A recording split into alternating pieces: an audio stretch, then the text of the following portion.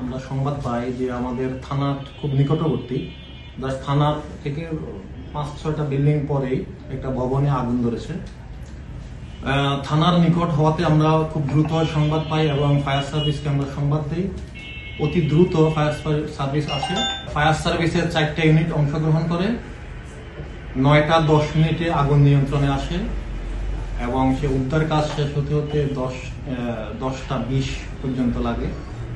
আমরা ইতিমধ্যে 6টি মৃত্যুর সংবাদ পেয়েছি, যার মধ্যে 3টি কুয়েত মৈত্রী হাসপাতালে, একটি হলো লুবানা হাসপাতাল, আর একটি হলো উত্তরা স্পেশালাইজড হাসপাতালে, এবং আমরা এইমাত্র একটি সংবাদ পেলাম যে ঢাকা মেডিকেলে একজন মারা গিয়েছিল। এর মধ্যে খুবই পরিতাপের বিষয় যে একই ফ্যামিলির 3 জন সদস্যের মধ্যে আছেন। কতজন আহত আছে আমাদের অফিসারদেরকে আমরা বিভিন্ন হাসপাতালে পাঠিয়েছি, তারা বিস্তারিত জেনে আমাদেরকে জানাবে। ইতিমধ্যে আমি আমাদের ঊর্ধ্বতন কর্তৃপক্ষের সাথে আলোচনা করেছি। পরবর্তীতে আমরা স্যারদের সাথে কথা বলে সিদ্ধান্ত নিব আমরা পরবর্তী কি পদক্ষেপ হবে। আমরা যতটুকু জানতে পারছি যে দোতলার রান্নাঘর থেকে আগুনের সূত্রপাত হয়েছে, সেটি বিদ্যুৎ অথবা গ্যাস যে কোনো উৎস থেকে হতে পারে। আমরা এখনো সেটি নিশ্চিত হতে পারিনি।